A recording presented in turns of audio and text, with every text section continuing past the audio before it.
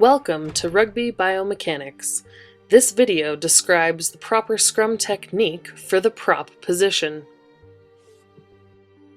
In Rugby, the Scrum puts the ball back into play.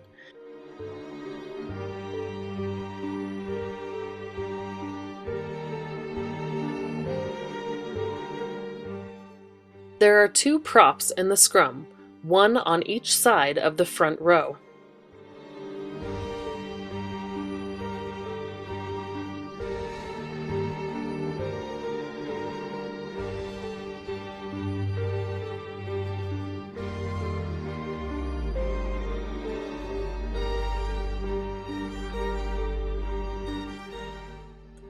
The prop is at the front of the Scrum and will engage directly with the front row of the opposition.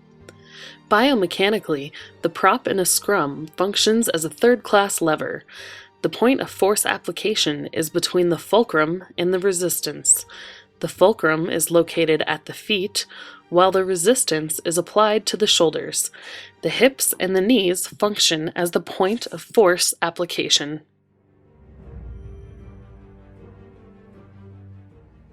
The pre-engage is a crouch position into a squat with a forward body position. The head and neck should be neutral with slight extension via concentric contraction of the cervical paraspinals.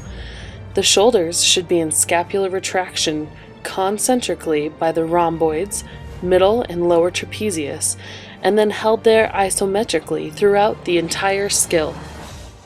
A neutral spine should be maintained with an isometric contraction of the erector spinae muscles and abdominal muscles. The hips are in flexion with an eccentric contraction of the gluteals and the hip extensor muscles. The knees should also remain in flexion with an eccentric contraction of the quadriceps muscle group. The ankles are in dorsiflexion with an eccentric contraction of the gastrocnemius and soleus complex with the weight forward on the balls of the feet. The engage is a swift production of force to come into contact with the opposition.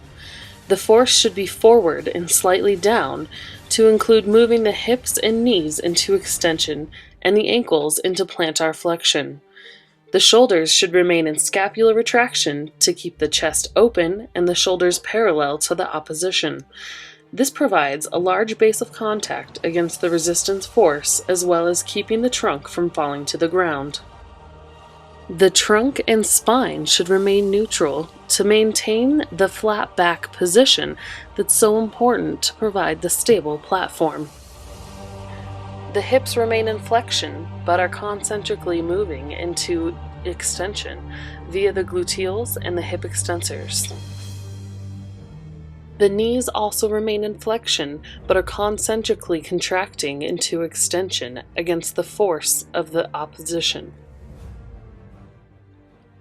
The ankles are still in dorsiflexion, but are concentrically pushing into plantar flexion via the gastrocnemius and soleus complex. The weight should be forward onto the balls of the feet, with the feet back far enough to maintain a stable position.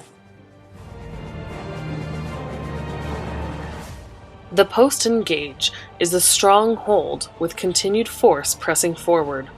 All of the body segments stay in relatively the same position.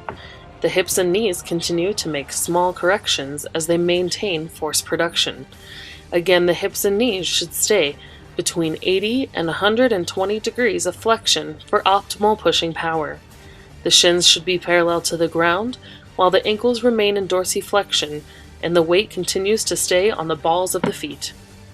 Here is a quick look at the powerful engage.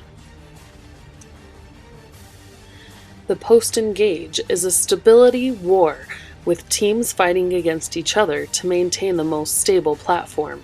There are many techniques you can use in order to try to defeat the opposing Scrum. Now that we've broken it down, let's bring it all back together. This is a video of a Scrum forming.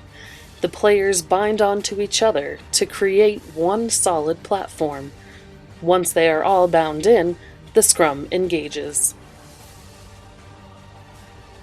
There are two common types of improper techniques in the scrum. The first is the hinge up. In the case of the yellow team here, if the core is not strong enough to handle the load, the trunk and spine lose integrity due to weak core muscles. The opposing force then causes the scrum to hinge up, with the players popping up out of the scrum. On the other hand, a hinge down happens when the knees are too far into extension, but the rest of the body is in a good position. This means the feet will be too far back. For the green team, if the fulcrum at the feet is too far from the point of force application at the hips, then the heavy resistance at the shoulders will become much harder to move. Therefore, the body will fall forward and break at the point of resistance. These improper techniques can be improved upon by the proper strengthening and power programs. The overhead squat is a great strengthening exercise. The front squat is also a great alternative, and the plank is always a good idea to help maintain core stability. The best way to improve power is Olympic lifting by using the three main Olympic lifts: the clean and jerk, the snatch, and the power clean.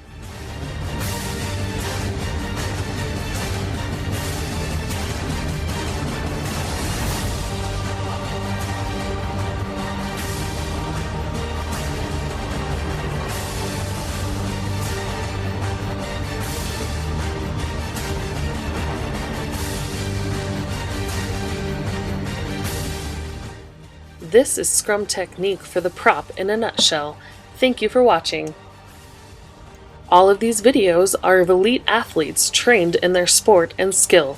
Please do not try any of these at home without the proper supervision from a trained professional.